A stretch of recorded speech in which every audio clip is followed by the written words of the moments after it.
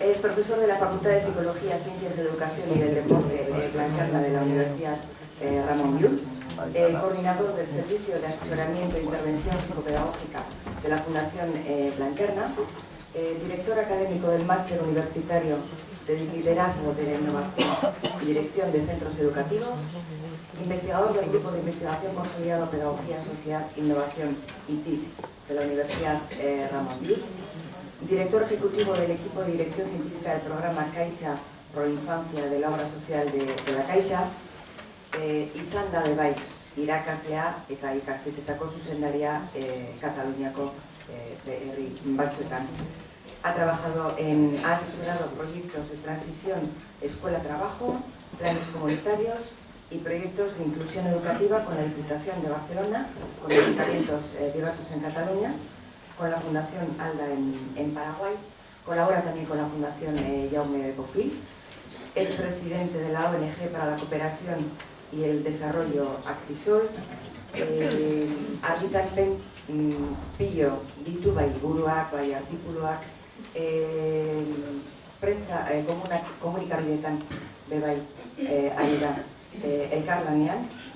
En estos momentos trabaja como investigador en un proyecto más de más financiado por el Ministerio, centrado en analizar los factores de éxito escolar e inclusión educativa en contextos de pobreza y vulnerabilidad. Eta nik uste laburpena egiteko ikerketa lerroak, bere ikerketa lerro garrantzitsuenak dira. Elkarlanerako giza hezkuntza sareak antolatzea, eta horregatik ekarri dugu gaur hona, lan integratua eta komunitate garapena, gero eskola arrakasta eta inklusioa, eta bestalde batetik lan osasuna, arrisku prebentzioa, eta irakasleen ongizatea. Eta desiatzen ari gara, entzuten, abertze kontatzen dugu, horrela beste barik. Sí, bueno, buenos días, Egunon, muchas gracias. En primer lugar, aunque quizá había que empezar de manera muy protocolaria, pero no voy a decir ilustrísimas autoridades, sino sobre todo amigos y amigas, realmente es un placer para mí estar en un contexto de reflexión entre profesionales, en este sentido entre colegas, y por lo tanto realmente agradecer por la acogida, y desde el principio sobre todo con Manu y Ana, que son los que me pidieron y me convencieron y me explicaron un poco el proyecto en el que estáis todos implicados, pues el agradecer el buen recibimiento. Lo digo entre otras cosas porque no siento que me meta en la boca del lobo, no es eso, pero un poco imprudente que venga de Cataluña a explicar algunas historias a la comunidad y a una de las ciudades, o vamos, de hecho de las comunidades, no la una, la que tiene mejores resultados educativos en todo el país y que está en estándares, digamos, de la Unión Europea, pues me parece un poco arriesgado. Lo que sí que es verdad, pienso también en Cataluña, aunque en ese sentido tenemos desde hace tiempo importantes recortes presupuestarios, pero sí que es verdad que los resultados no son casualidad. Me refiero que imagino, y de ahí también parte del que acordamos, empezaba por acompañamiento, ¿no? El acompañamiento son muchas cosas y tiene muchos niveles. Y antes se hablaba también, por supuesto, y fundamental, ¿no?, de ese acuerdo, de ese nivel político para poder desarrollar con tranquilidad pues, estrategias de mejora educativa. Pues digo, claro, no es casualidad porque el acompañamiento lo sabemos al menos ni que sea por nuestros hijos, ¿no?, que son procesos largos y costosos y regulares, de manera que es cierto, ¿no?, que con frecuencia el tener éxitos, y en políticas públicas por supuesto, requiere de una persistencia, de una paciencia, de un creer, ¿no?, en ciertas líneas de cambio que poco a poco se van confirmando. Además con una dificultad siempre, ¿no?, y es que los resultados nunca se puede acabar de demostrar, que es las limitaciones de las evaluaciones de impacto, que realmente tienen que ver con aquello que se hizo, como es difícil poder demostrar cómo estaríamos si no hubiésemos hecho lo que hicimos. Pero en cierta manera sí que son reflexiones que merece la pena tener, ¿no? Y cuando uno escucha, como en la presentación, ¿no?, que estamos hablando de 600 niños y adolescentes con absentismo, pues uno diría, hombre, 600, pues ya está, tranquilos, ¿no? Y es para al menos sacar un poco de pecho, eso es verdad, ¿no? Pero es verdad que son 600, ¿no? Y mientras haya uno, pues habrá trabajo en algún centro para que eso no se produzca, ¿no? Bueno, para ganar al principio un poco de, no sé, de adhesión o complicidad con lo que voy a decir, leyeron demasiadas cosas del currículum, lo cual demuestra que uno a veces tiene más años incluso los que podría aparentar, ¿no? Pero hay una cosa que no está muy explicada, que sí que querría explicar, que es dónde empieza mi relación con estos temas, pues del absentismo, de la adolescencia en riesgo, de la inserción sociolaboral, etcétera, etcétera, ¿no? Se produjo, y lo explico ahora porque luego quiero comentar un ejemplo que conectaré con esta historia, ¿no? Se produjo después de estar yo unos cuantos años de docente en una escuela de jesuitas en Barcelona, yendo a un instituto de formación profesional en un pueblo del cinturón suburbano de la ciudad de Barcelona, en Sant Vicenç dels Horts, en el cual actualmente es alcalde Oriol Junqueras, el presidente de Esquerra Republicana, pero lo es desde no hace demasiado tiempo, o sea que antes de que él llegase también se hacían cosas. Este pueblo para mí fue un impacto total, porque aunque yo tenía mucho interés por los temas sociales, pues al final uno pasa de la universidad a una escuela de jesuitas y tiene una visión de la educación fantástica y optimista y estimulante, que está muy bien, ¿no? Pero, claro, esa otra realidad, ¿no? No sé si es otra. Una parte importante de la realidad educativa pues no es exactamente los de los hijos de las clases medias o de mis amigos universitarios, ¿no? O vuestros amigos y amigas universitarios.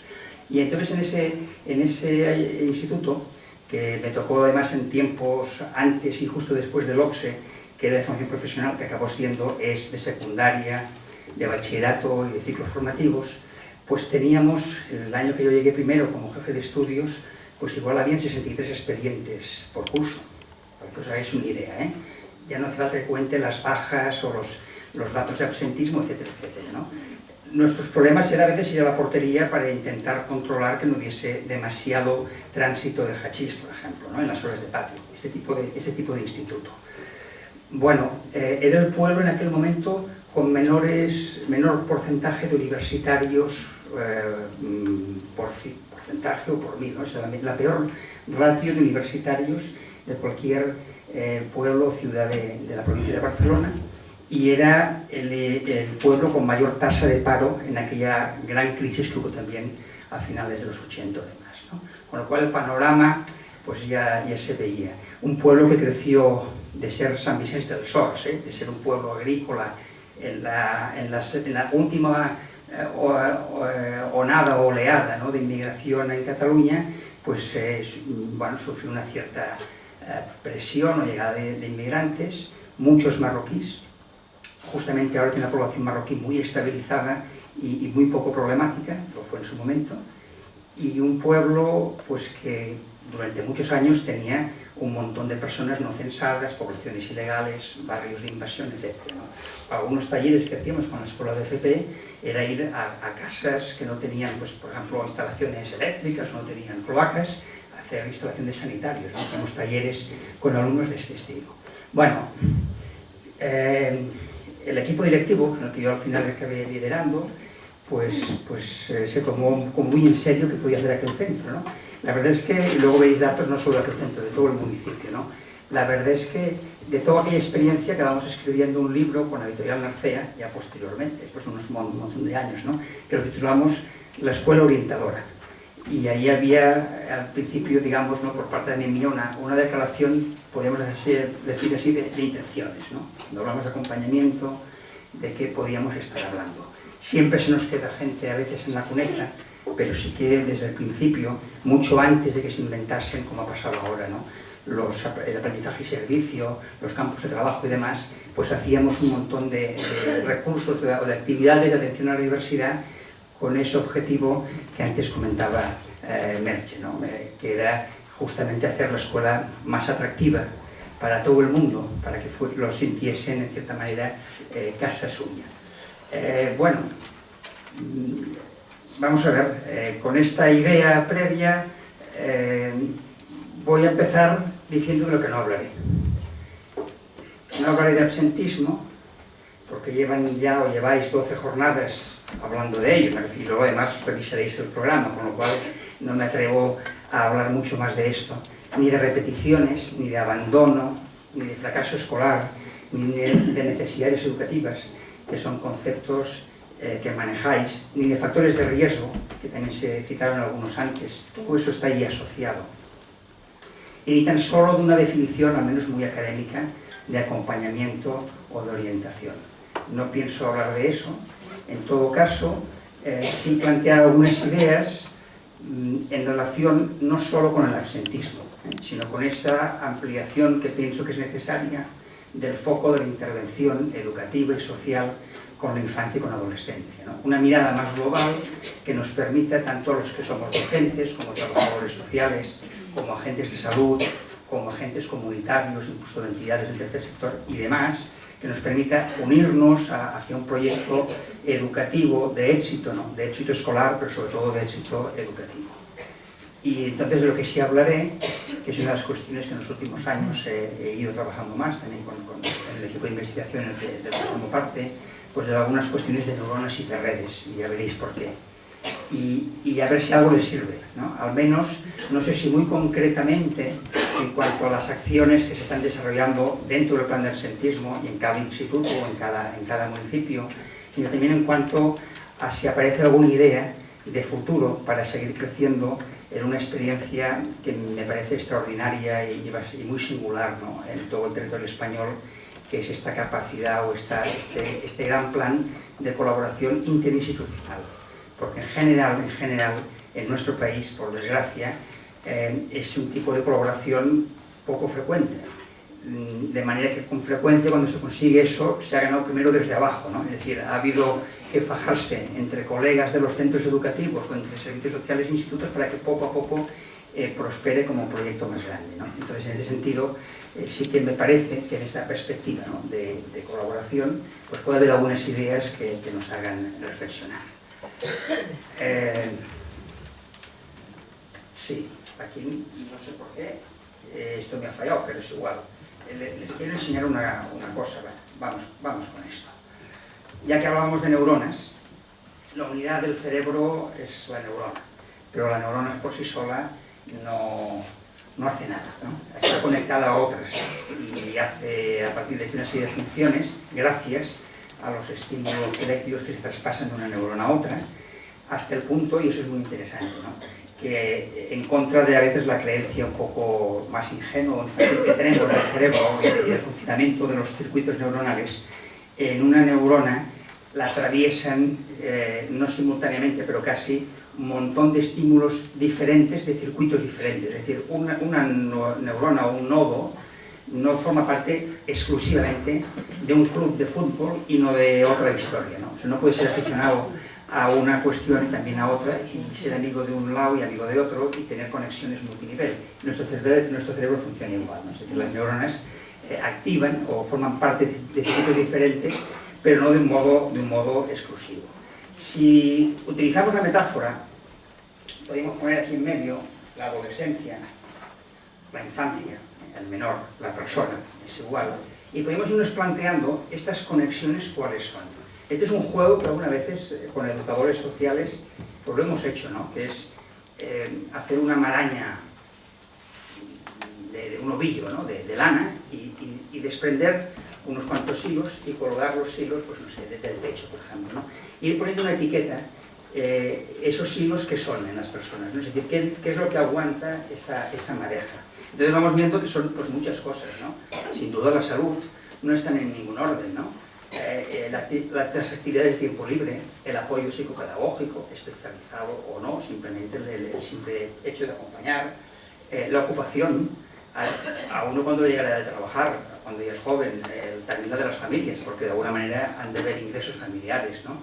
La orientación, y más en fases en las que uno está pues, más despistado, bienes básicos, hay una correlación bárbara entre condiciones de vulnerabilidad y pobreza con fracaso escolar, pero bárbara, en el sentido de que supera el 60% como mínimo de fracaso en contextos de pobreza, con un absentismo importante y sobre todo un abandono prematuro superior al 50% en el último informe de PISA. el refuerzo educativo en ocasiones, etcétera, etcétera, ¿no? La formación de los padres, otro aspecto muy importante de cara al éxito, ¿no? El nivel de estudios de los padres, que aparece en todas las investigaciones, el apoyo de la familia. Son muchos hilos, ¿no? Si uno va cortando estos hilos, ¿no? Esta supuesta madeja colgada del techo, pues de repente resulta que uno no se aguanta prácticamente de nada.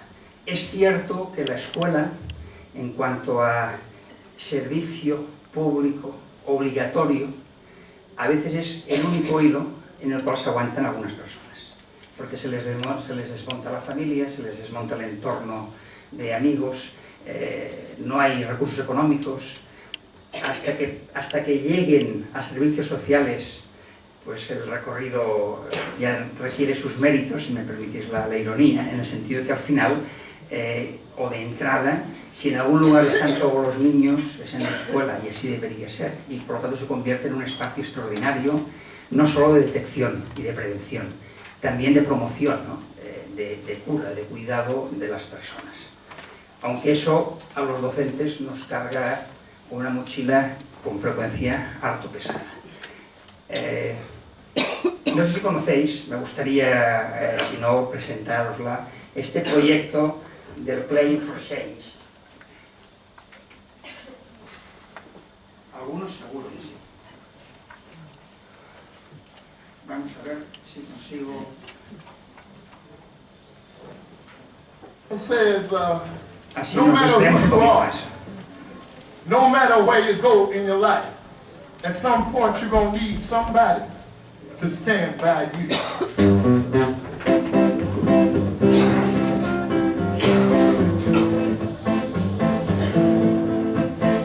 Oh yeah, oh my darling, stand by me. No matter who you are, no matter where you go in life, you don't need somebody to stand by you. No matter how much money you got, all the friends you got, you don't need somebody to stand by you. When the night has come and the land is dark and that moon is the only light we see. Though I won't be afraid, I won't. She won't care just as long as the people of this land are free. Lord, stand by me. Oh, stand by me.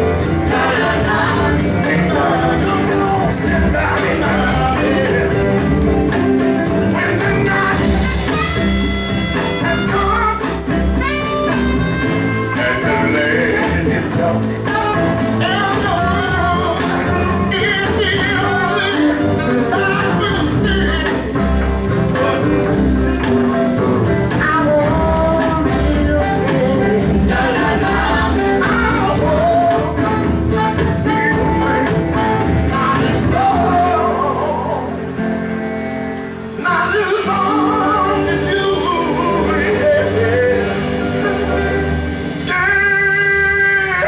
Stand by me.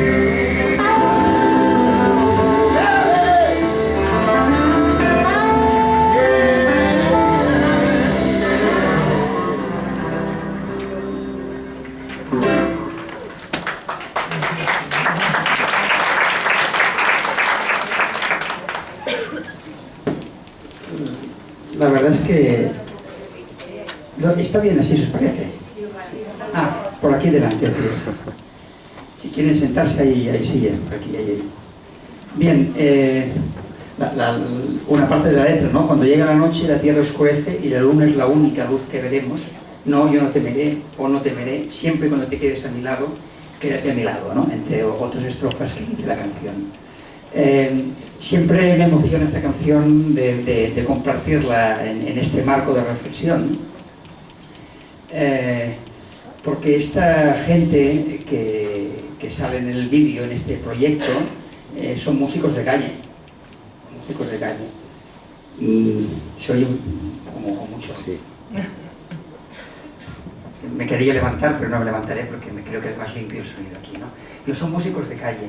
Y la producción no es un montaje de productor, sino que tocan simultáneamente. Eso es lo más espectacular de este vídeo y aún nosotros que han producido en este proyecto. Esta gente han acabado haciendo grandes conciertos en estadios en Estados Unidos y han grabado varios discos y los han rescatado de la calle a muchos de ellos. Incluso han tenido el honor algunos, pues por ejemplo, de los que están en España, ¿no? De tocar con Joan Manuel Serrat o hacer un concierto compartido con Sabina, entre otros, ¿no? Es interesante, ¿no? Ver que la tecnología nos ha abierto la mirada, de hecho nos ha llevado a la globalización, con muchos aspectos negativos, pero también con muchos aspectos positivos, ¿no? Nos ha abierto la mirada de que esto era posible de hacer, ¿no? Y aquí además lo que a mí me gusta, ¿no? Que es lo que más realmente me emociona, es que lo que hay detrás es talento, y es arte, es creatividad. Porque con frecuencia uno, cuando ve un transeúnte por la calle, ve unos aspectos, ¿no? De degradación de la dignidad humana, hasta el punto que le resulta muy difícil ver si allí hay o hubo talento.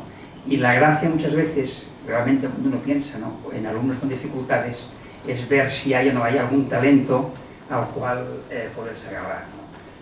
Lo cierto, y de ahí arrancamos, ¿no? Es que me parece que podríamos, o que podría compartir como 5 ideas, no sé, principios lo he puesto aquí porque a mí nos queda muy bien, ¿no? Pero es una palabra muy fuerte, pues 5 ideas, 5 propuestas un poquito encadenadas que vayan uniendo la reflexión. El primero sería que ante estos fenómenos, se dijo claramente en la presentación y lo comparto 100%, ¿no? Es preciso la mirada desde la complejidad. Y hay muchos filósofos, no voy a hacer aquí una clase ahora de epistemología, ¿no? Pero hay mucha reflexión de filósofos y sociólogos sobre este fenómeno de la sociedad hipermoderna, líquida, etcétera, etcétera. Y creo que la idea de la sociedad compleja nos ayuda mucho. Y además viene desde antiguo, porque los planteamientos de la ecología, que al principio eran sobre todo sobre sistemas naturales, pero en fin, los propios principios de la termodinámica nos acababan diciendo que la vida es realmente un funcionamiento de sistemas donde están los elementos interconectados y son interdependientes. Con lo cual, tanto el éxito como el fracaso de todos nosotros tiene que ver mucho más con lo que nos ha rodeado que lo que realmente es mérito nuestro. Y en ese sentido es necesario, ¿no? No simplificar. Casi siempre uno se equivoca cuando intenta sobre un fenómeno quererlo clasificar o etiquetar, porque detrás hay muchas más cosas. Lo que pasa es que a veces no las podemos saber, y en eso hay que ser humilde, ¿no? Pero desde luego no simplificar las cuestiones sociales y humanas. Reconocer las interdependencias, y por lo tanto, en esas interdependencias se puede poner peso en la balanza positiva, no solo en la que resta. Se pueden equilibrar muchas veces fuerzas. Reconocer esta idea, ¿no? De modelo ecológico, no solo de mi acción en el aula, en mi unidad de servicios sociales, en mi trabajo en la calle, también como centro educativo, por ejemplo, ¿no? Su posible enorme papel social, si lo quiere jugar, desde luego. también muchos centros deciden cerrarse endogámicamente y aislarse de un mundo hostil, ¿no? Eso también es posible, profesionalmente hacerlo, ¿no? Pero es mucho menos útil y mucho menos interesante para una sociedad más justa y con más equidad, ¿no? Y por lo tanto, esa perspectiva sistémica, ¿no? Que nos lleva posiblemente a romper con algo que hasta la fecha nos ha dado mucha seguridad, ¿no? Que era esa fragmentación de las necesidades, porque respondía a una fragmentación de las disciplinas científicas, porque exigía mucha especialización, ¿no? Cada vez más lo que la complejidad nos dice es que los grandes problemas de la humanidad no son ni de la economía, ni de la física, ni de las ciencias naturales, ni de las ciencias sociales, son de todos a la vez, ¿no? Porque interaccionan cambios de hábitos, elementos culturales, elementos de valor, por supuesto, viabilidad, sostenibilidad de las cosas que se hacen, etcétera, etcétera. Y por eso, si hiciésemos una visión simple de las problemáticas, una sería, y por seguir con la metáfora de la neurona, pues esa visión de la neurona que podría dibujar un niño de 8 años, ¿no? Un poco anecdótica, un poco simpática, casi de caricatura, en donde, ¿qué se deriva de una visión simple de lo que sería la necesidad? Pues por ejemplo eso, ¿no? Se derivaría de una atención a la precariedad de los ingresos y las necesidades bien clasificadas, ¿no? Que necesita, que hay que hacer para poder rápidamente conectar, ¿no? Recursos sociales, recursos públicos, recursos de la administración a la necesidad. Ese paradigma, que sería un poco el asistencialista y que llevamos años, ¿no? Con él, muchos años, nos ha llevado pues, con frecuencia a eso, ¿no? Necesitamos buenos diagnósticos para encontrar buenas soluciones. Y con frecuencia tenemos buenos diagnósticos, pero no tenemos buenas soluciones, porque los diagnósticos son buenos, pero no completos, y las soluciones con frecuencia no van o no tienen que ver directamente con el diagnóstico. Por ejemplo, hemos hecho estudios de caso recientemente con este programa Pro Infancia con familias en situación de extrema pobreza y nos dicen cosas que esperábamos y algunas nos han sorprendido y que son tan simples, pero claro, nosotros desde nuestra, digamos, situación de profesores universitarios, ¿no? De clase media, pues no piensas, ¿no? Bueno, ni nosotros, ni muchas veces los propios técnicos que trabajan con las familias, ¿no?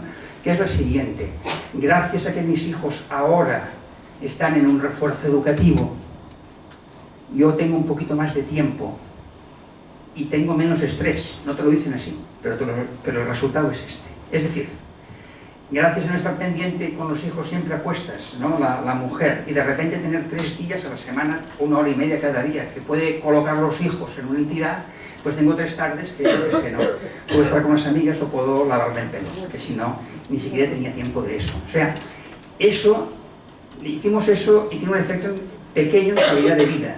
Pero nosotros cuando hicimos el esfuerzo educativo no buscábamos la calidad de la vida de la madre, buscábamos más éxito educativo, ¿no? Y en cambio, de rebote, hay más calidad de vida en los hogares, con lo cual hay menos estrés en los hogares, con lo cual la relación dentro de las familias es más saludable, es de mayor bienestar.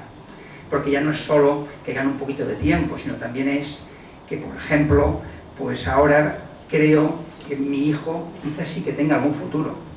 Porque yo ya veía que iba muy mal, porque estaba siempre en la calle y con esos compañeros no tenía ningún futuro. Pero ahora, pues sé que está en buenas manos.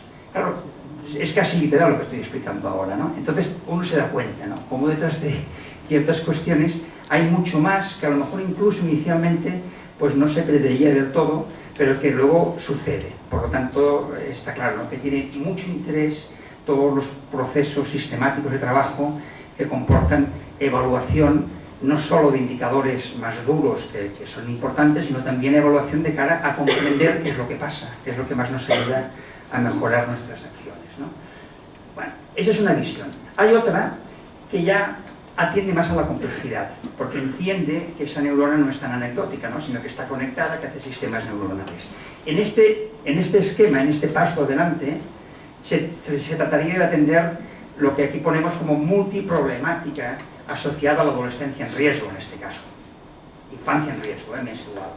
Por lo tanto, adoptando o integrando una pluralidad de políticas, de acciones, de diverso nivel, de amplio abasto, ¿no? Una visión, por lo tanto, más global. y puse finalmente, ¿no?, teóricamente coordinados. Como mínimo la coordinación no es algo nuevo, lo que pasa es que es muy difícil, hay que reconocerlo, es muy difícil. Ya no digo que es difícil coordinarse entre una escuela y servicios sociales, es que es muy difícil coordinarse dentro de la propia escuela, y estamos todos en las mismas paredes, hasta en el propio departamento a veces, ¿no? Somos a veces excesivamente individualistas o tenemos una cultura poco colaborativa, ¿no? Y en eso también realmente se puede aprender, ¿no? Y finalmente, o no sé si finalmente, complementariamente a esta atención de la complejidad, podríamos pensar que en el cerebro lo que se hacen son sinapsis, conexiones y sistemas neuronales que funcionan para trabajos diferentes, para pensar y para anticipar cuestiones, ¿no? Tiene interés plantearse también la atención como proceso. Por lo tanto, no solo la atención de la multiproblemática, sino sobre todo la atención de las potencialidades. Descubrir dónde están los talentos. Y yo creo que deberíamos negarnos, ¿no?, todos, como personas comprometidas con la educación, a creer que no hay ni un solo niño que desde que nace no tiene posibilidad de hacer alguna cosa bien, útil para la sociedad y que le dé sentido.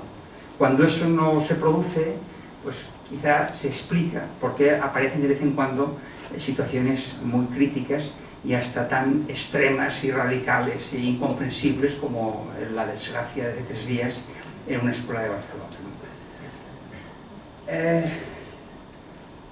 Bien, sigo con la visión sistémica. Aquí no vais a entender nada, pero así lo puse yo para acordarme, que es este programa POA. Fue uno, no de los primeros, pero casi, trabajos con Diputación de Barcelona.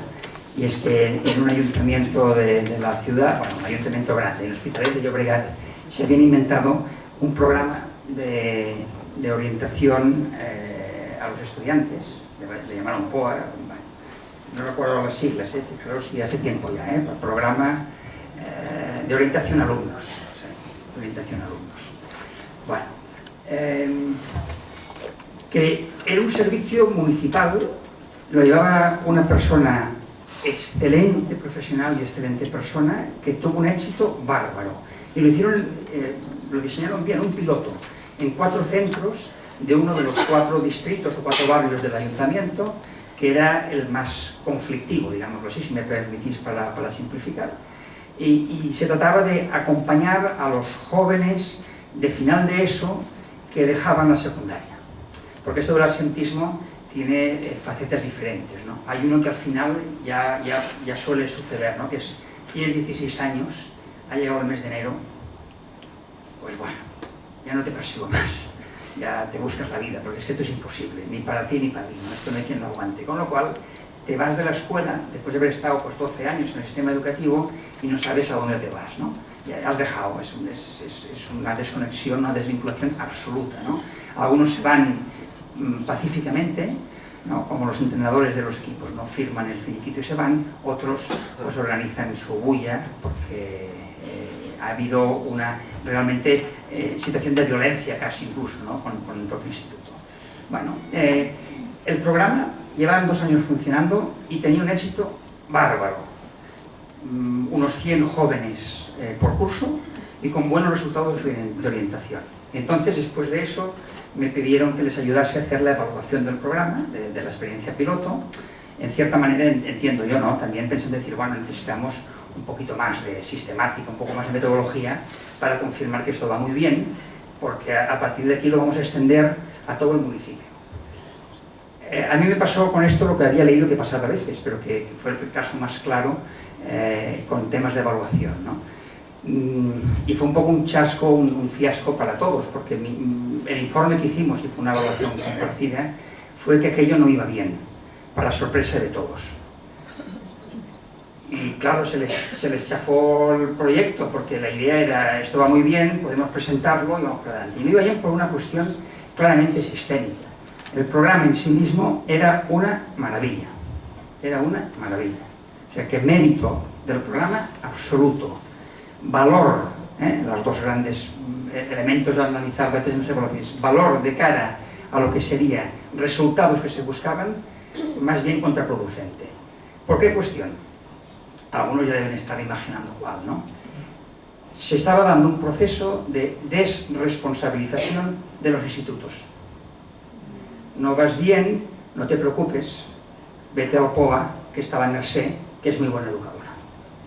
Claro, si atendemos bien a unas criaturas, ¿no? Pero los institutos dejan de hacer su función de acompañamiento tutorial, de acompañamiento a familias, de acción educativa, ¿qué pasa? Pues que este programa, que ahora tiene 100, de aquí a 5 años tendrá 500. Esa es la perspectiva posible. Y el ayuntamiento dirá, ya no puedo pagar más técnicos, no doy salida. Y las escuelas que hacen, no hacen nada. Es decir, que a veces hay ese tipo de programas o de actividades que generan a plazo más medio o corto justamente el efecto contrario que se busca. Si miras los resultados en sí mismos, son excelentes. Si miras el impacto, ya es diferente. Eso me dio pensar hace ya unos cuantos años, prácticamente 14 o 15 por lo menos, que esto de la complejidad debía ser verdad, ¿no? Que es algo importante a considerar en todo ese tipo de acciones que ponemos en marcha para atender un tipo de necesidades que son difíciles de entender, ¿no? Y que son lógicas finalmente que suceden, ¿no? Y es cuando llega aquel y dice, mira, no hace falta que estudies mucho porque te pondrán en el grupo que es más fácil, que hay menos trabajo y que además el tutor es muy simpático o que la profe es muy guapa. Con lo cual dices, claro, si los criterios acaban siendo estos, pero se pasan, ¿no? De hermanos a hermanos, de primos a primos y de amigos a amigos. Con lo cual es importante este primer elemento a considerar. Voy con el segundo. La persona, el ciudadano, porque esto no es solo para escolares, ¿no? Lo podemos aplicar a donde nos parezca, debería estar en el centro. Y aquí yo me pregunto cuál es la red social de cobertura, de protección, de atención a la infancia que vamos construyendo en nuestras sociedades. ¿Cuál es?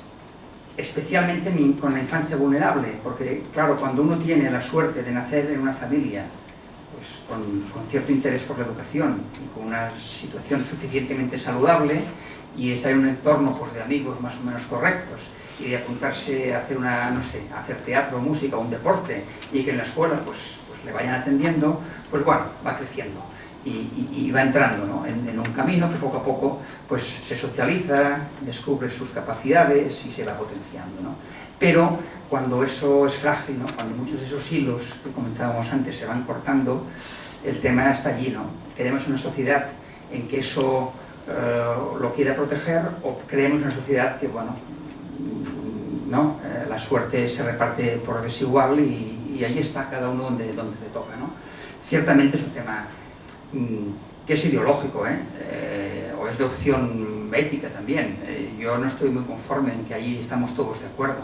O sea, nadie se atreve a decir en público que no se está de acuerdo, pero está claro, ¿no? Que hay políticas activas de inclusión y hay otras que no hay políticas activas de inclusión. Incluso pueden haber políticas que vayan en línea contraria, ¿no? Y en ese sentido, desde los propios marcos de ley educativa, como los que tenemos ahora sobre la mesa, pues dan mucho a reflexionar, ¿no? Fijaros, esto pasó ya hace tiempo, lo he explicado bastantes veces, algunos que me han escuchado en la conferencia ya lo saben. Esto pasó hace tiempo ya con empresas del automóvil, cuando descubrieron que realmente el cliente ha de estar en el centro de las empresas, es lo importante.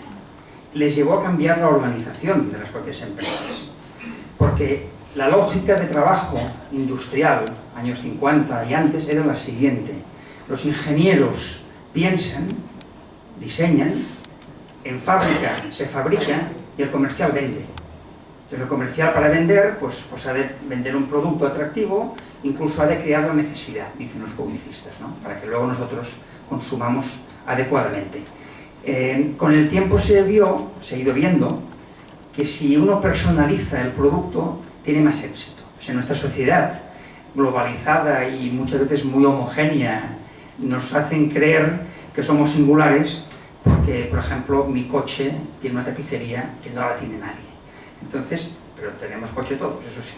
Entonces, el proceso ¿cómo ha ido? Pues se ha cambiado la organización de dentro y se ha dicho, no, el que está en el centro de lo que es la política deben ser los comerciales, que es quien está en contacto con el cliente. para que usted cuando vaya a un concesionario pueda decir, mire, a mí me gustaría que el coche fuese amarillo, la tapicería de color rojo con topos blancos, y además que tenga un spoiler de no sé qué, y diga, no hay problema, se lo puede hacer. Y no hablamos de un coche de super lujo, sino un utilitario que lo puede personalizar. Para hacer eso, necesito que sea el comercial el que diga, hey, fábrica, hay que hacer esto, ¿no? Y entonces está preparado para hacerlo. Simplifico bastante, pero se entiende la idea, ¿no? Es decir, ponemos al cliente en el centro. No siempre, yo creo que llevamos tiempo aprendiendo en esto, tampoco quiero ser mucho más crítico de la cuenta, pero no siempre hemos puesto nosotros al ciudadano en el centro. Con frecuencia, el ciudadano se va a adaptar a unos servicios con unas lógicas, con unas maneras de funcionar. Incluso cuando hay multiproblemática, el ciudadano debe ser un especialista en saber a qué ventana tiene que asistir, ¿no? Recuperando aquella famosa historia del vuelva usted mañana. Nos sigue pasando. Claro, lo lógico, si queremos personalizar, y si no personalizas no hay educación, es que pongamos a las personas, a los niños, a los adolescentes en el centro y que tengamos sistemas de profesionales como nosotros capaces de atender a las personas como personas. Y cuando el sistema te lleva, ¿no?, a que se te absorba el tiempo y las energías, ¿no?, en temas de otro tipo, muchos burocráticos, de gestión, etcétera, etcétera, y no te queda tiempo para atender a las personas, pues estás viendo que alguna cosa falla y que aquí hay que intentar, ¿no?, recuperar desde las organizaciones, sobre todo, esos espacios y esas voluntades para poder atender esa idea del ciudadano en el centro. Y fijaros que si ponemos el ciudadano en el centro, habría que ver quién está más cerca del ciudadano o del adolescente, quién tiene ascendencia con él. No, a este le toca tal persona, caramba, pero si resulta que igual de repente, ¿no?, hay un educador social que trabaja en una entidad que tiene una ascendencia brutal, que está haciendo en el fondo de padre de esa joven. No, pero es que no es docente, no es funcionario, hago caricatura, ¿no? Sería un absurdo, porque hay una persona con un proyecto vital que hay que apoyar y podría haber alrededor una serie de servicios de personas conectadas con él. Por eso sería lógico, ¿no?, que los servicios que atienden más directamente a los jóvenes, a las personas, entre sí estuviesen, desde luego, bien coordinados, y sería también muy coherente, como tercer paso, que los servicios transversalmente estuviesen bien coordinados. Por eso esa idea de la colaboración interinstitucional.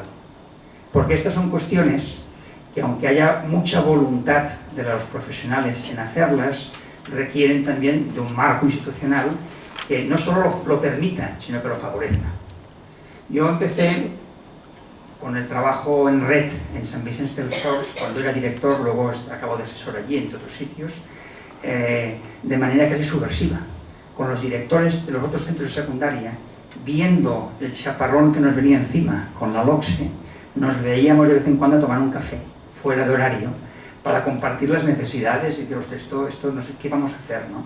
Y hubo un inspector que, saltándose un poco a ciertos protocolos, era un hombre, ya murió, había estado en el Partido Comunista, era bastante, en algunas cosas, radical y casi ácrata, que animaba la subversión. Entonces conectó al técnico de educación del ayuntamiento con los directores para hacer esta especie de cafés informales. Y de allí salió un primer trabajo de apoyo a la transición escuela-trabajo, hasta que lo reconoció el ayuntamiento y lo reconoció la Generalitat. Hubo un recorrido largo, entre otras cosas apoyado con alguna publicación y alguna historia que decían, ay, pues esto de ser serio, ¿no?, porque parecía que hacía falta eso. Curiosamente, en nuestro caso, sí que apoyó mucho Diputación en su momento, porque estaba en una dinámica, ¿no?, de redes de municipios y había pequeñas subvenciones para hacer ese tipo de proyectos, ¿no? Entonces, a eso nos agarramos para tirar adelante. Pero bueno, no puede ser, ¿no?, que uno tenga que pedir permiso para trabajar cuando está trabajando. Entonces, no es que tenga una reunión de una comisión social, no, usted tiene clase, hombre, pues habrá que buscar la manera de que eso se pueda hacer, porque es importante o no es importante, y es estratégico o no, tengámoslo claro, pero si lo es, pues que pase al cartapacio, ¿no?, de funciones y tareas de todos. Creo que vamos avanzando, no diré que no, pero seguramente son a veces cuestiones en las cuales pues, tenemos que avanzar más entre todos. esta idea, ¿no?, de transversalizar esta colaboración interinstitucional. Principio 3. Hay 5, o sea que más o menos creo que vamos bastante bien. El territorio como referente. Esto es muy importante, en mi opinión, y conecta mucho con esta mesa, en el sentido de la presencia municipalista y de diputación, ¿no? Porque, a ver, la vida fuera de los otros ejecutivos que se pasan el día en los aeropuertos, la vida nos la jugamos sobre todo en mi escuela, donde van mis hijos, en el ambulatorio al cual yo voy si me encuentro mal, en el súper al cual voy a comprar el pan y la chistorra, claro, en la calle donde vivo, donde voy a comprar el diario, estas cosas, ¿no? O sea, hay mucho en la proximidad, ¿no? Y antes informalmente hablábamos, ¿no?, de todavía el gusto que da venir a Bilbao y ver por la mañana que se despierta poco a poco, ¿no? Te da una sensación de ciudad humana que cuando uno se sitúa en Barcelona y mucho peor en Madrid, la tienes menos, ¿no? Porque hay tal tránsito de gente que sale a trabajar fuera y de gente de fuera que sale a entrar, que a las 7 ya está la ciudad colapsada, ¿no? Entonces, claro, el territorio es importante. Y se dan esas políticas de proximidad, es donde se puede dar seguramente un nivel de gobernanza importante que ayuda a que la gente se implique o no se implique.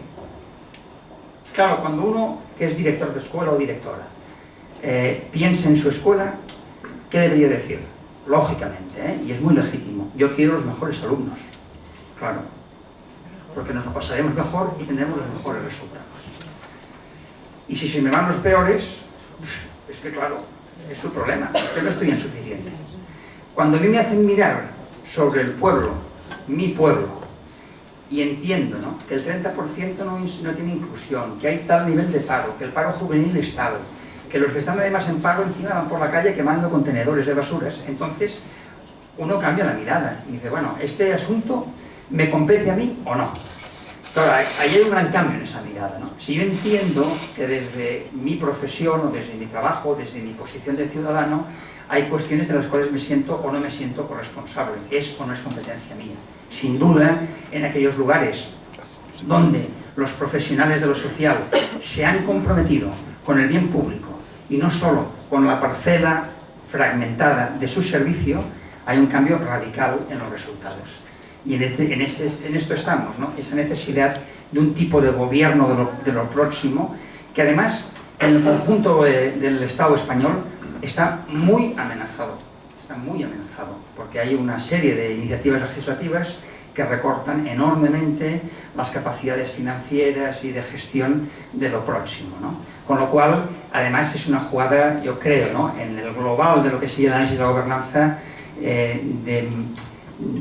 de muy mala intención y de muy poca lealtad, porque la gente cuando tiene problemas se va a quejar a su ayuntamiento, y más en los pequeños. En los pequeños no hace falta que os lo diga, ¿no? Y más a las personas que estáis en política, ¿no? En los ayuntamientos pequeños es que hasta la familia acaba hablando con la alcaldesa para decirle que su hijo en la escuela le han suspendido no sé qué. Claro, esto es así. Entonces, claro, yo soy una esponja para recibir todo lo que me dicen que no funciona, pero cuando debo resolver no tengo herramientas para resolver y me he de ir a no sé qué gobierno central de un lugar o de otro, ¿no? Entonces, hay un tema muy clave, ¿no?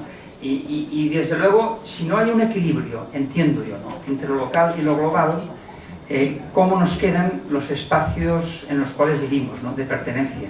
Se va diluyendo enormemente todo lo que tiene que ver con sentido comunitario, con sentido público, con compromiso, con pertinencia a algún elemento, ¿no? De manera que las identidades se van diluyendo, ¿no? La propia nacional, ¿no?, vasca, catalana, la que sea, la propia de pueblo, la propia de familia, se van diluyendo. Y es uno de los enormes problemas de nuestra sociedad muchas veces, ¿no?, que nuestra identidad colectiva se diluye y en cambio se va sublimando cada vez más una especie de veneración del ego que lleva a extremos más que patológicos, ¿no? Es oportunista quizá, pero no deja de... A mí me ha hecho pensar, como a todos, mucho, ¿no?, ese accidente, homicidio del avión en los Alpes. Uno se puede suicidar, ¿no?, pero es que además necesita salir en los periódicos. cuando es una cosa casi íntima, ¿no? Me siento frustrado y me quito la vida. Pues que es dramático, pero ya está, ¿no? Pero no. No lo veré, pero necesito salir en los periódicos. Es algo tremendo, pero que a veces tiene que ver con eso, ¿no? ¿A qué nos enraizamos, ¿no? Como personas en nuestro mundo. Entonces hay elementos muy importantes, ¿no? De participación, de autonomía, de autogestión que se pueden dar. Y allí sí que, por eso digo en lo territorial, ¿no? Hay la posibilidad de trabar un proyecto de pueblo, ¿no? En las ciudades grandes hay con éxito ese modelo de ciudad educadora, que tiene que ver en eso, ¿no? Como hay un entorno que es más educativo, en el que nos comprometemos todos. Aquel dicho africano, ¿no? De que hace falta una tribu para educar a un niño, ¿no? Pues es un poquito esta idea, ¿no? Cómo hacemos un entorno en el cual todos hacemos una sociedad pues más educativa, más vivible, mejor, ¿no? Y el problema es que tenemos muchas veces lugares sin identidad. Puse como ejemplo de paradigma el aeropuerto, que es el modelo más claro de no identidad, porque está lleno de gente en tránsito, que no se habla entre sí, donde las instrucciones te las has de leer, ninguna persona te acompaña a ningún lado, o sea, usted búsquese la vida, ya de estar muy pendiente, ¿no? De los paneles, que te aburres enormemente, que el tiempo se te eterniza y que para cumplir o cubrir esa cierta ansiedad que te genera el espacio, acabas comprando. Entonces, en algunos lugares, por ejemplo, aquí pasa que lo hicieron los cambios en el aeropuerto, ¿no? O sea, has de pasar obligatoriamente por el duty free para coger el avión o para ir al lavabo, has de pasar obligatoriamente, a ver si picas en alguna cosa, ¿no? Claro, ese es el modelo máximo de no lugar, ¿no? El espacio de la incomunicación y el consumo exacerbado. Hay barrios de nuestras ciudades que consumo exacerbado no, consumo -3. Pero identidad difícil, ¿eh? Identidad difícil. Hay lugares que no sabes cómo estar, ¿no? Son de una agresividad enorme y cada vez hay menos, pero los hay. Por lo tanto, sí que es importante, ¿no? La proximidad. Sí que es importante el papel de la escuela, como espacio inclusor, socializador, en donde uno aprende a convivir, a ser ciudadano. Es muy importante. Aunque se suspendan asignaturas, esta no debería suspenderla ninguno, y son elementos que nos deberían hacer reflexionar mucho. Cuarto principio, como metáfora también, como modelo organizativo, la propuesta del trabajo en red, o de la construcción de redes.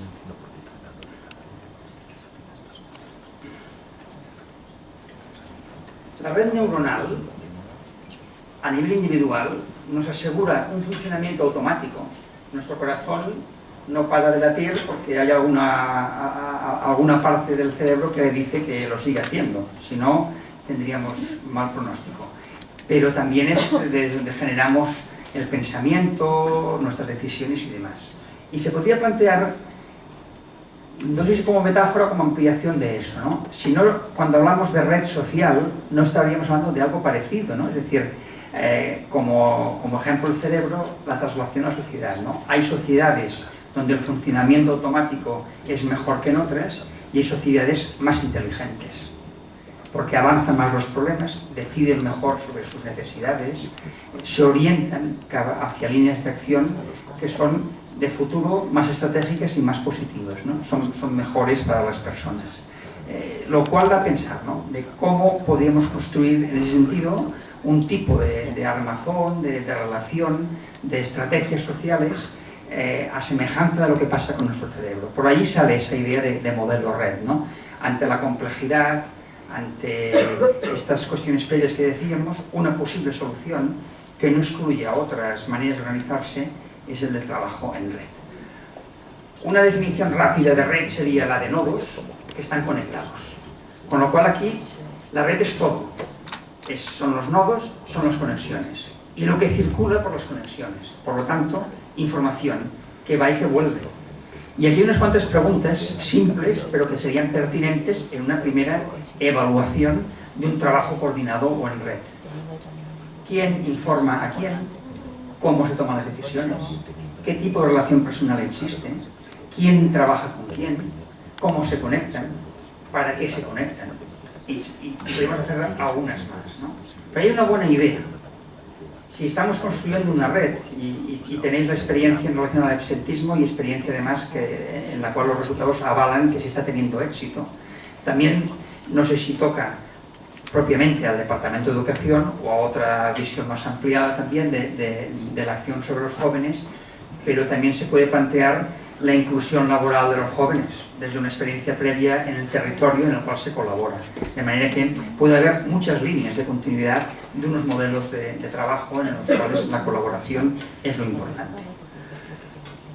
Podemos entender diversas funciones del trabajo en red que tiene que ver como con diversas intensidades. Yo planteo tres como básicas.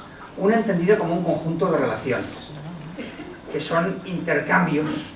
Por ejemplo, hablamos con frecuencia de la red de centros educativos, pero en muchos lugares todavía genera dificultad el traspaso de primaria a secundaria, según centros, según personas. Claro, la red, si yo la entiendo como una ubicación territorial, ¿no? Como pasa con la Renfe, ¿no? Hay una red viaria, bueno, es un tipo de red, pero claro, por ahí las relaciones pueden ser de diversa intensidad. Hay otra red, o otro paso más que podría ser entendida como vínculos débiles, pero más fuertes que los del simple intercambio. Débiles porque tienen mayor discontinuidad, porque de alguna manera no es lo preferente para las personas conectadas, ¿no? Y también se puede entender las redes como una forma de cooperación funcional, ya propiamente como una estructura de trabajo, de manera que ya hay, no se puede decir, una metaorganización de organizaciones en donde se puede trabajar. Metaorganización o organización transversal que podría hacerse solamente a nivel político, lo cual está muy bien, porque es donde se debe empezar y que es lo básico, pero que si se queda solo allí es simplemente una declaración de intenciones. Porque las redes, de verdad, cuando funcionan en la atención a las personas, es cuando yo, tutor de cuarto A de secundaria, puedo coger un teléfono, llamar a las servicios sociales, a la educadora que le toca y decirle, oye, hoy Pepe ha pasado tal cosa.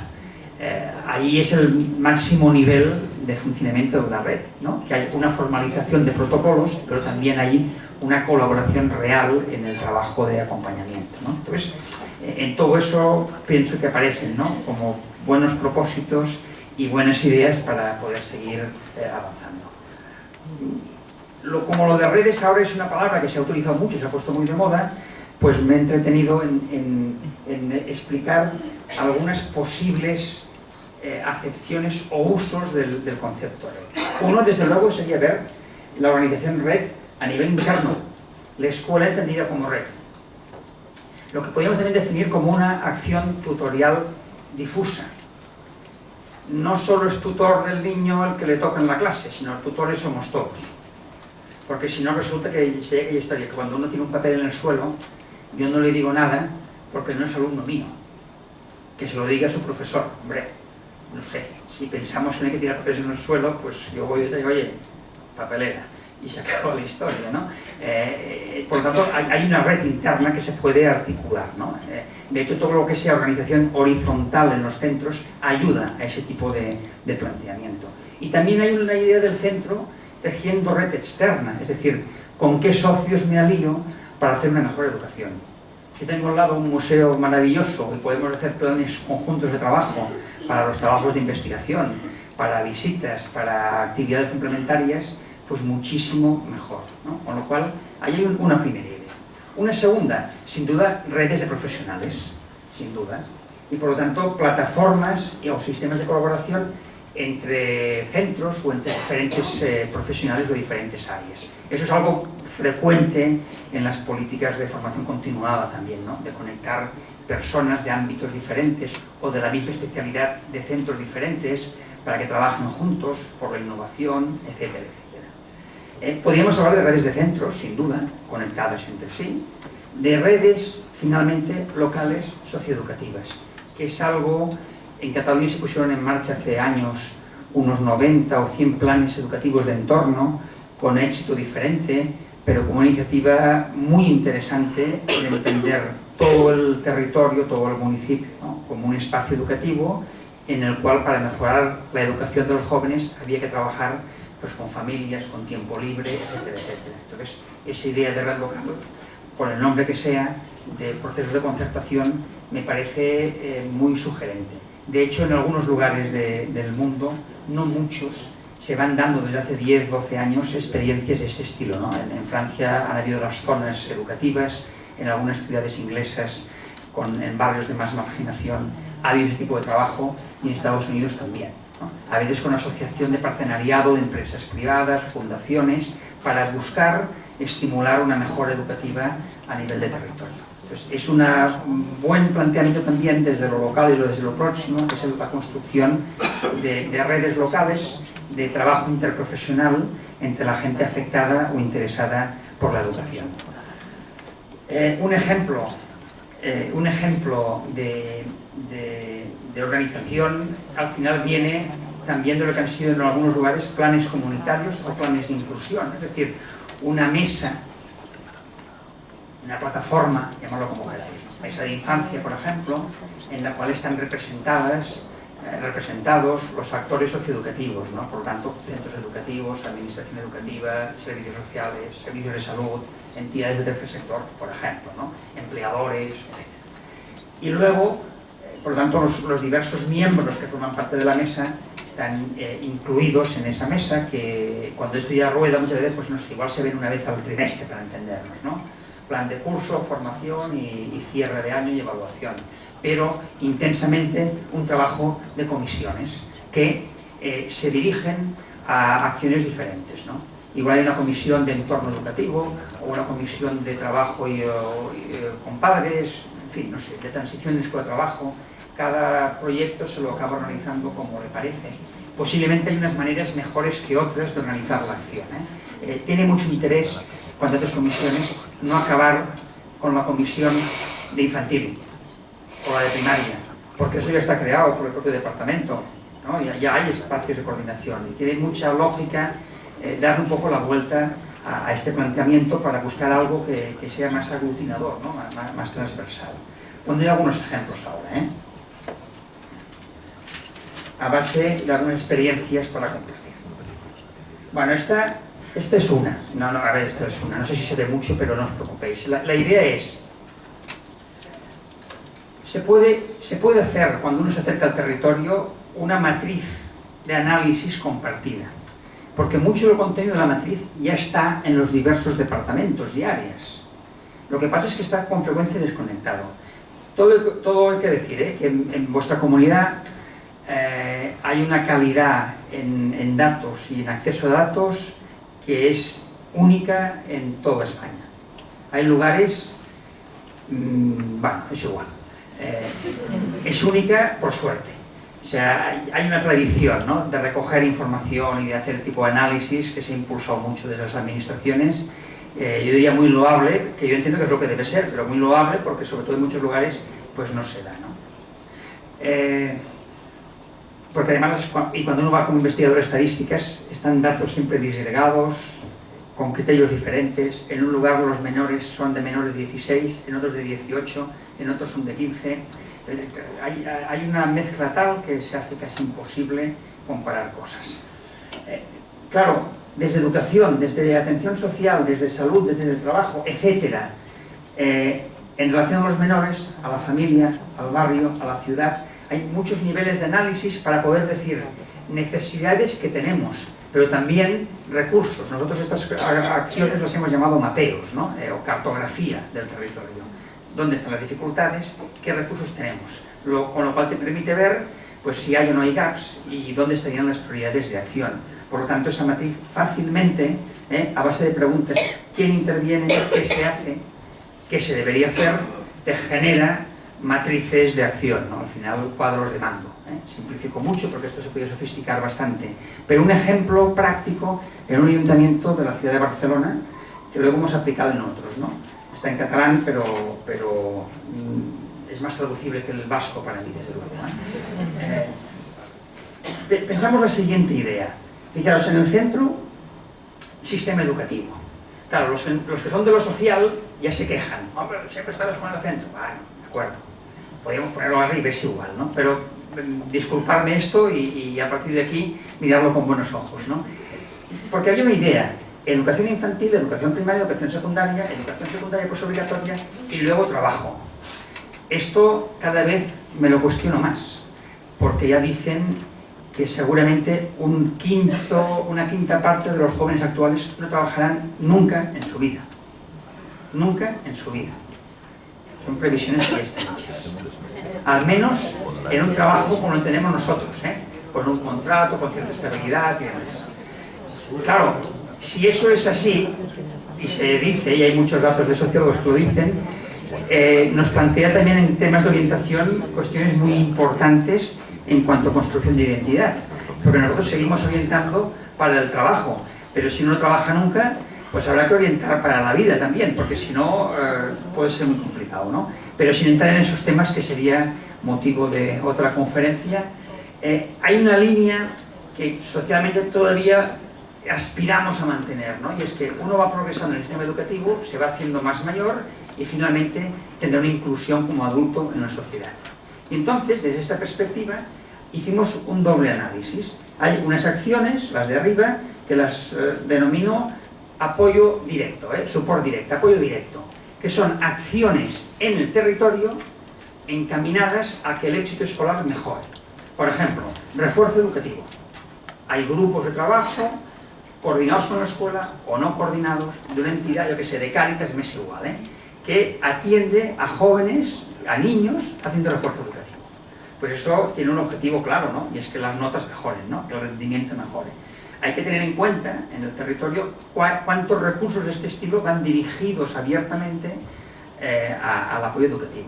Por lo tanto, si hay aulas de inmersión lingüística, si hay estrategias de apoyo a un colectivo determinado, etcétera, etcétera, que tienen que ver con la inclusión educativa, pues pondría allí la lista de centros y además, con más detalle, ¿no? Con más desplegables, podría ver, ¿no? Cuáles a primaria, cuáles a secundaria, por lo que os decía antes, ¿no?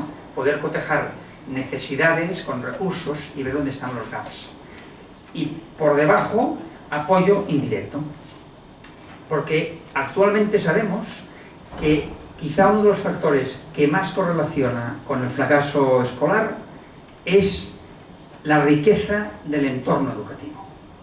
Nos pasa lo siguiente: la escuela es gratuita para todo el mundo y prácticamente el 99,3% en vuestro caso debe ser, va a la escuela con absoluta continuidad. Y nos quedan esos 600 niños absentistas, que son importantes, pero que no lo han dejado del todo. Es decir, la escuela llega a todo el mundo.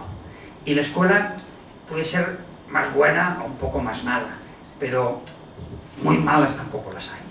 Permitidme una broma. Es decir, la escuela es bastante homogénea en lo que ofrece. Es verdad, podemos hacer mejor atención a la diversidad, podemos hacer mejor proyectos con según qué tipo de niños. Hay docentes más buenos, magnífico, pero la escuela ofrece un servicio homogéneo. En cambio, ¿dónde se marcan las brechas de inequidad educativa en estos momentos? Pues bueno, que tu hijo hace música, teatro y juega a básquet, que tu hija pertenece a una entidad y además es voluntaria de Cruz Roja y hace no sé cuántos tal, que cuando llega a casa tiene libros, tiene acceso a internet, etcétera, etcétera. Y que hay otros niños que ese tiempo se lo pasan o en la calle, o con la videoconsola si llegan, o fumando porros. Es igual. Entonces, lo que está marcando más diferencias ahora es esto. Y claro, esto tiene que ver mucho con el poder adquisitivo. En unos lugares menos que en otros. Es decir, en donde ha habido políticas públicas que han favorecido más el acceso a proyecto educativo fuera del centro, hay más igualdad. En comunidades donde eso ha quedado a criterio de cada familia y sus posibilidades, hay más desigualdad. Ha sido, por ejemplo, espectacular la política de reajuste presupuestario en la Comunidad Autónoma de Madrid. Yo lo he vivido muy de cerca por este programa Pro Infancia. Digo ella porque han habido otras, pero me refiero a Madrid no por una rivalidad clásica entre Madrid y Barcelona, sino porque es la capital del reino, ¿no? Que como necesitan presentar presupuestos de final de tiempo muy saneados para darnos lecciones a los demás, y lo entiendo, pero en fin, un poco de ironía no se me deja de escapar, autorizaron jornada intensiva hace unos años. en primaria y secundaria. Y había becas comedor y apoyo de becas extraescolares. Con la crisis se eliminaron las becas extraescolares y después, poco a poco, las de comedor. Con lo cual, si usted, pues bueno, es profesor universitario y a final de mes llega, como todos, con algunos apurillos, pero en fin, llega, pues puede pagarle a sus hijos que vayan a un club de deportes a hacer no sé qué. O si van mal de estudios, que hagan un refuerzo. Pero si no, pues como dicen por ahí, ¿no? En la puta calle. Es tal cual. Es tremendo, es tremendo. Claro, luego hay que ver los datos, cómo van, ¿eh? Hay que ver también los datos. Porque los datos se pueden ver de muchas maneras, ¿no? Y las medias pueden dar. Pero hay unos grupos de exclusión que cuando ves sus resultados, los ves cada vez más bajos. Y ahí hay un problema social de cohesión muy, muy importante, ¿no? Entonces, estas cuestiones también nos deben afectar, ¿no? Y yo creo que es bueno compartirlas de vez en cuando, ¿no? Porque aunque uno luego estará fajándose, ¿no?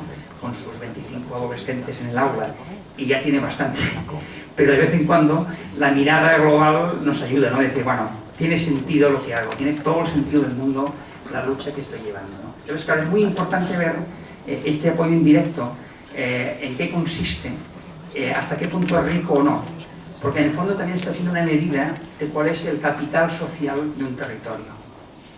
El capital social también se puede construir, pero estuve hace poquito en Cañada Real Galiana, un barrio periférico de Madrid, que no he traído fotos, y uno puede decir, esto es Lima, o es una ciudad de Brasil, o es Asunción en Paraguay, perfectamente.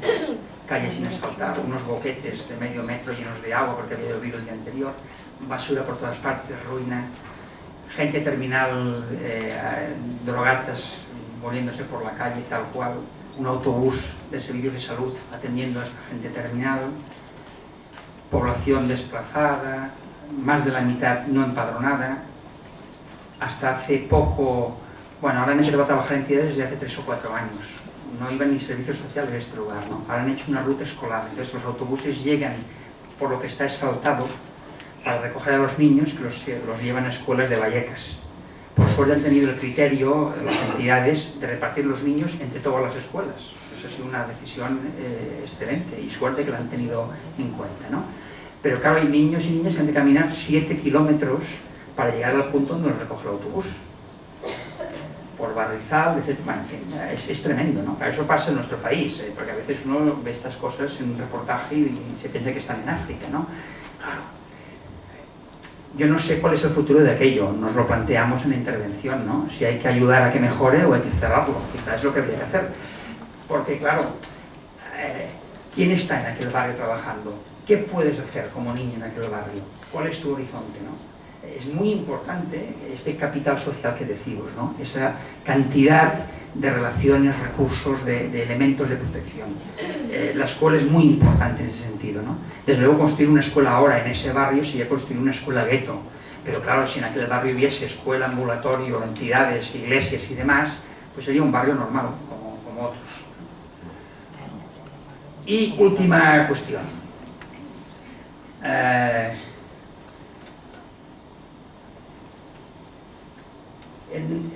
Os hablé al principio de San Vicente del Sors. Aquí es el inicio del dispositivo de transición escuela-trabajo que se hizo, que fue el origen de todo el trabajo en red posterior.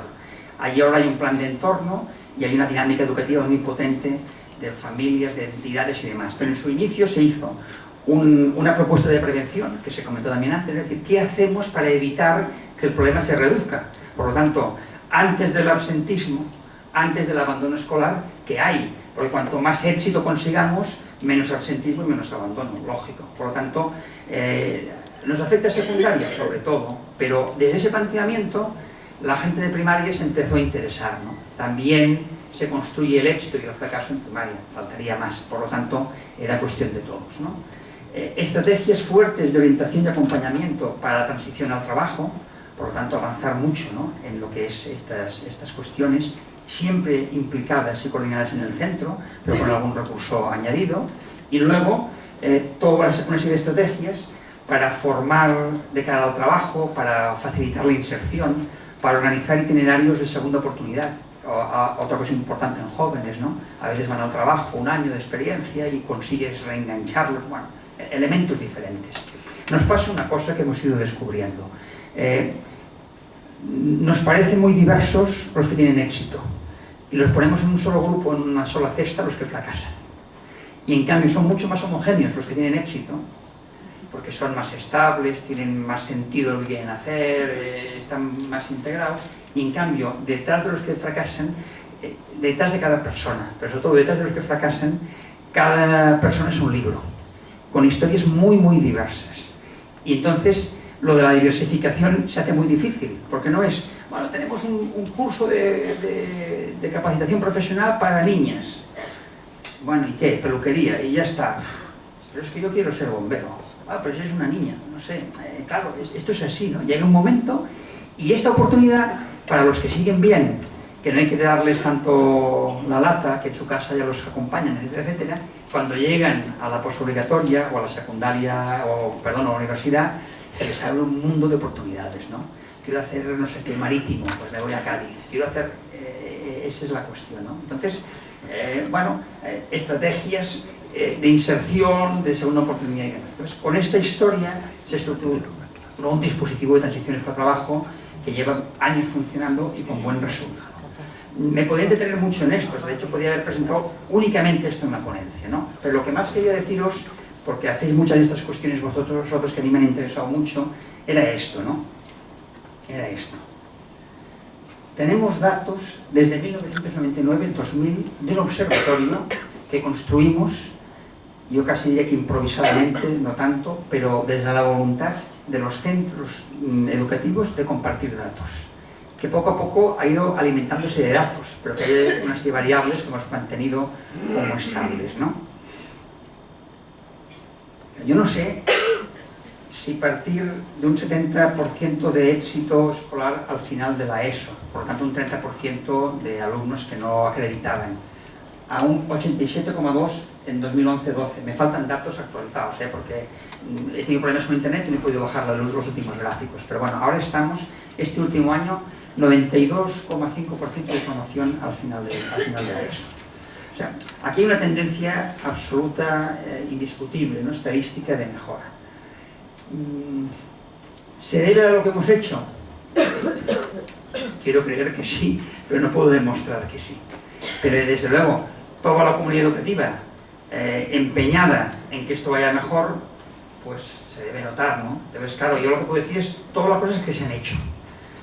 Intercambios entre centros, nuevas actividades de atención de diversidad, proyectos de aprendizaje y servicio, etcétera, etcétera. Se han hecho un montón de acciones, ¿no? Entonces, bueno, hay una serie de datos que dices, caramba, ¿no? Entonces, de ser uno de los pueblos con el estigma de lo peorcito de Cataluña, a estar por encima de las medias catalanas, cuando el sustrato sociocultural del pueblo no ha variado mucho, con lo cual dices, bueno, pues algo se habrá notado, ¿no? Estudios por género, bueno, esto ya es igual, ¿no? Muy interesante, esto es más o menos lo mismo, esto, me parece espectacular, tengo que explicarlo un poquito, A la izquierda, la columna en azul, que marca prácticamente un 60% o así, son los alumnos de los cuales, cuando acababan la ESO y dejaban la escuela obligatoria, no sabíamos qué hacían. Esto lo he preguntado en muchos otros ayuntamientos cuando hemos hecho este tipo de trabajos, ¿no? Y casi siempre estamos sobre un 70-75% de los alumnos que dejan la ESO y no siguen en el instituto, que no sabemos qué hacen. Y de los otros, que no han aprobado la ESO y que sí sabemos, a que podríais decirme lo que hacen. Repiten. O sea, los seguimos teniendo nosotros. Con lo cual hay poco mérito. Entonces decíamos, claro, ¿cómo podemos poner en marcha un proceso de orientación si la pregunta primera, ¿qué vas a hacer?, no la hacemos? ¿Qué piensas hacer a partir de ahora? O sea, ¿cómo quieres orientar si no preguntas qué vas a hacer a partir de ahora? Entonces, claro, el primer año que recoge los datos, sin decir nada, no hubo ninguna bronca. Una vez vistos y proyectados, claro, los directores o directores de centros bajaban la cabeza un poquito, ¿no? Pero en un mea culpa colectivo, ¿no? Es verdad, no pensábamos en los que nos seguían. A mí me interesaba los grupos de bachilleratos y científicos y tecnológico, la selectividad. Los otros, bueno, pues han decidido no seguir. Es su problema. Claro, ¿cómo cambia la mirada? En empezar a preguntar, ¿usted qué hace? Le podríamos ayudar, o sea, como mínimo es de cortesía, ¿no? Cuando viene al centro le decimos hola, buenos días, bienvenido a la escuela, y cuando se va, adiós, que te vaya bonito, ¿no? Esta sería un poco la idea, ¿no? Entonces, fijaros los cambios de los azules, ¿eh? Al año siguiente se invierten las tendencias y se han ido manteniendo, hasta incluso en los últimos años 0 alumnos en este municipio de los que no podamos decir qué hacen. 0 alumnos. ¿Qué es lo que debería ser? Se van del centro a lo que sea con derivaciones, con acompañamiento, con estrategias que les van siguiendo en un itinerario que será de formación, de trabajo, de formación y trabajo, de lo que sea, ¿no? Claro, cambia mucho porque a raíz de tener una mala conciencia de eso, de hacer las preguntas y de buscar la orientación, también hay una preocupación en el territorio de buscar recursos, no siempre son municipales, a veces son comarcales, por supuesto, ¿no? Pero de empezar a conectar. Entonces, hay un elemento diferente, ¿no? Y esto para mí es una de las lecciones del trabajo en red, que en otras investigaciones un poquito más sistemáticas, ¿no? Pero que esto permite muy bien ilustrarlo, hemos ido comprobando, ¿no? El trabajo en red, entre otras cosas, porque trabajo en red quiere decir intercambio de información, transparencia, ayuda a la autorregulación. Esto en socioconstructivismo se habla mucho, ¿no? En el aprendizaje, es decir, si uno es consciente de las metas de aprendizaje, regula los procesos para conseguirlas. Si yo sé cómo me evaluarás, si tú me explicas cómo será el examen, yo estudio para aquel examen que me dices tú que me harás. Este proceso de regulación se produce también a nivel más sistémico en la intercolaboración entre entidades y personas. Cuando tenemos objetivos comunes, vemos indicadores, activamos recursos, pues de repente cambian cosas. Aquí lo que cambió del primero al segundo año simplemente fue pasar la información. No tuvimos tiempo del primero al segundo año de hacer acciones, porque estábamos en un primer año de diagnóstico del proyecto, con lo cual simplemente se pasó información. Lo que pasa es que todo el mundo salió aquí a la reunión diciendo el año que viene, al menos en mi centro, saldremos bien en la foto, yo traeré los datos, ¿de acuerdo? Y así funcionamos todos, es decir, cuando los niños y nosotros no nos dicen que mañana hay la foto de final de curso o de la clase, la gente viene peinada y con la camiseta limpia y una cosa y dices, pero qué guapos estáis hoy, ¿qué os ha pasado, no? Pues es un poco lo mismo, ¿no? Hay procesos de autorregulación cuando se trabaja conjuntamente o transversalmente, ¿no? Y hay otra cosa interesante, que aquí no los he traído, pero son en los datos de inserción de estos jóvenes, ¿no? Hay procesos de inducción, de magnetismo, ¿no? De estirar hacia cosas mejores. Porque a la que proyectamos metas más lejanas y más potentes, todos nos dirigimos hacia ellas. Cuando los objetivos están conseguidos, pues a vivir. Pero cuando tienes algo más que hacer, pues mira, nos queda ese punto, ¿no? De conciencia que hay que seguir caminando. Y por eso, quinto principio de epílogo, y acabo, acabaré un pequeño vídeo, pero digo para que no os vayáis, dejadme que lo conecto. La colaboración y el magnetismo genera aprendizaje, es verdad, genera aprendizaje y genera mejora. Hay unos modelos de escuelas magnet en Estados Unidos que se han ido importando en algunos lugares, que es asociar una escuela a una institución de prestigio. Por ejemplo, el Instituto Oceanográfico, ¿no? O el Museo Guggenheim, es igual, ¿no? De manera que se genera un proceso realmente de inducción. Gente profesional en el mundo del conocimiento con buenas ideas nos ayuda a los docentes a ver cosas y nosotros a ellos también. Y en ese intercambio se genera un crecimiento bárbaro. Han habido muchas experiencias para mejorar la inclusión que los profesores que les gusta más la batalla, ¿no? Y profesoras, los que trabajan más en trinchera, digámoslo así, pues se han lanzado de enseguida. Entonces, hacer, yo qué sé, huerto escolar, ¿no? Y venga, y a picar, y a plantar patatas, y a poner gallinas, y de repente hay una serie de jóvenes que ahora se interesan y que incluso acaban estudiando ciencias naturales. Bueno, y eso funciona. Pero siempre hay aquel profesor, aquella profesora, uy, esto es perder el tiempo, el currículum, el tal, ¿no? Estos profesores y profesoras, está bastante comprobado, ¿no? El día que tienen la oportunidad de hacer un intercambio con Irlanda para aprender idiomas y otra escuela, mover familias y chavales y tal, de repente de esa idea que tenían de una escuela, del currículum y de su aula, se abren a otra realidad. De manera que está muy comprobado, no solo por las franjas bajas, también por la excelencia, ¿no? El abrir el centro, la movilidad, el intercambio, genera un tipo de aprendizaje extraordinario, ¿no? Es lo que al final tenemos la experiencia, ¿no? Que viajando también aprendemos, ¿no? Es verdad. Y los jóvenes están en ese mundo, con lo cual hay elementos de ese magnetismo, ¿no? Pues aparte de eso, esta idea de escuela y comunidad, claro que esto es muy de escuela, y aquí muchos de vosotros estáis en servicios sociales, pero podéis desde servicios sociales o desde otros sectores también estirar un poquito la escuela, ¿no? La escuela, hay dos niveles de implantación. Esto es una propuesta de Joan Subirats. Hay una propuesta de implantación en el territorio, de aceptación en la diversidad, que puede ser alta o baja, y el otro eje es un nivel de identificación con el propio proyecto comunitario, alto o bajo. Y aquí nos salen como 4 modelos de escuelas, ¿no? La escuela barrio, implantación alta en el territorio y nivel bajo de identificación con el proyecto. La escuela utilitaria, la escuela identitaria, un alto nivel de identificación con el proyecto pero poca vinculación con el territorio, y la escuela comunidad, ¿no? Esos modelos de escuelas, comunidades de aprendizaje y demás, ¿no? Bueno, son posibilidades de situaciones. Con frecuencia, o diríamos con frecuencia, sí, el modelo más habitual de escuela es la escuela utilitaria, ¿no? Es decir, nivel de proyecto propio educativo bajo, nivel de implicación en territorio bajo. Si tienes un nivel de proyecto muy alto y el nivel de implicación en tu territorio es bajo, serían escuelas identitarias, ¿no? Los escolapios, los jesuitas, la escuela del instituto no sé cuántos. No digo los jesuitas o los escolapios no se impliquen en el territorio, ¿no? Pero me refiero, es una escuela que vende una marca, porque tienen una manera de hacer imprescindible y que es la que vende, ¿no? Claro, si me implico en la comunidad, quiere decir que me dejo impregnar por el contexto, por sus necesidades, que intercambio, que entro en otro juego, ¿no? Claro, eso se consigue abriéndose, ¿no? A cuáles son las necesidades, ¿no? Y claro, me parece que todo ese tema que está como subyacente, ¿no? Del acompañamiento, del absentismo, del éxito, de la implicación, pues tiene también que ver a veces con eso, ¿no? No es tanto profesores muy vocacionados, ¿no? Psicopedagogos, orientadores, que lleváis un curro tremendo a la espalda, sino también es, ¿no?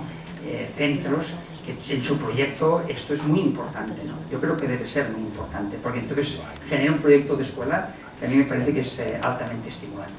Bueno, acabamos con el libro, ¿eh?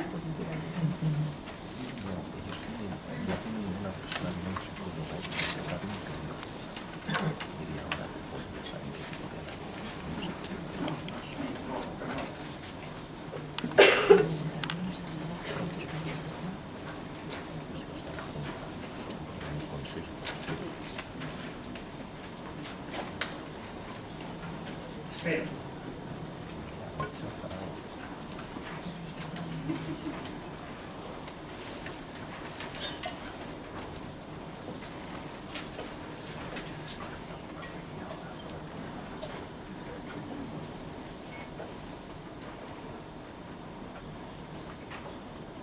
El cerebro está formado por células nerviosas diminutas llamadas neuronas.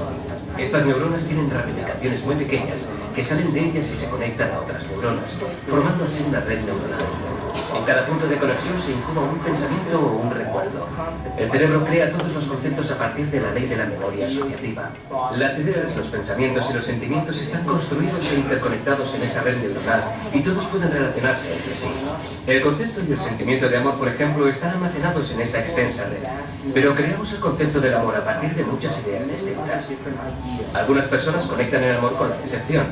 Cuando piensan en el amor, experimentan el recuerdo del dolor, el pesar, el enfado e incluso la cólera. La cólera puede estar relacionada con la pena, que puede estar relacionada con una persona concreta que vuelve a estar conectada con el amor. Construimos modelos de cómo vemos el mundo exterior. Y a medida que acumulamos información, vamos puliendo el modelo de una forma u otra. En última instancia, lo que hacemos es contarnos a nosotros mismos una historia sobre qué es el mundo exterior. Cualquier información que procesamos, cualquier información que tomamos del entorno, está siempre empañada por las experiencias que hemos vivido y por la reacción emocional que tenemos ante lo que estamos introduciendo. ¿Quién está en el asiento del copiloto cuando controlamos nuestras emociones o cuando reaccionamos ante ellas? La fisiología nos dice que las células nerviosas que se activan simultáneamente están conectadas. Si haces algo una y otra vez, esas células tienen una relación prolongada. Si todos los días te enfadas, si todos los días te frustras, si todos los días sufres, si en tu vida das motivos para ser una víctima, todos los días estás reconectando y reintegrando la red neuronal. Y esa red neuronal tiene ya una relación duradera con esas otras células nerviosas llamadas identidad. También sabemos que las células nerviosas que no se activan simultáneamente, no se conectan, dejan de tener una relación duradera porque cada vez que interrumpimos el proceso de pensamiento, eso provoca una reacción química en el cuerpo. Cada vez que lo interrumpimos, esas células nerviosas que están conectadas empiezan a romper esa larga relación. Cuando empezamos a interrumpir y observamos, no mediante estímulos y reacciones y esa reacción automática, sino mediante la observación de los efectos que conlleva, ya no somos la persona emocional consciente con cuerpo y mente, que reacciona a su entorno como si fuera algo automático. Bueno, fijaros, y así acabamos, ¿no? Empezamos con la metáfora un poquito de la neurona, pues con los sistemas neurales. Fijaros qué interesante, y estas dos ideas fuerza que planteábamos, ¿no? La necesidad, desde luego, de atender procesos personales de acompañamiento, ¿no? Face to face, ¿no? Cara a cara, por un lado, pero por otro, lo interesante también de plantear, ¿no? La idea de la colaboración desde esta perspectiva que parecía, ¿no? Es decir, es un entrenamiento, crea unos circuitos, crea un hábito, es una cultura. Entonces, es posible, ¿no? Que socialmente suceda exactamente lo mismo, ¿no? Hay territorios, instituciones profesionales que llevamos tiempo entrenándonos para la colaboración y eso nos da una potencia infinitamente más grande para atender las necesidades, ¿no? Socioeducativas ahora y sobre todo en el futuro, ¿no? Entonces, en ese empeño creo que está muy bien, ¿no? Para mí, ¿no? El que alrededor de estos temas como duros, ¿no? Y críticos, como son el absentismo, lo que significa como indicador, haya también esa mirada global, ¿no? De decir, bueno, estamos entrenando muchas maneras de trabajar que revierten también en mejoras en otras cuestiones, ¿no? Que igual ni siquiera son tan intencionales, no están tan planificadas, pero que seguro que se dan, ¿no? Bueno, hasta aquí es todo. Gracias por vuestra paciencia.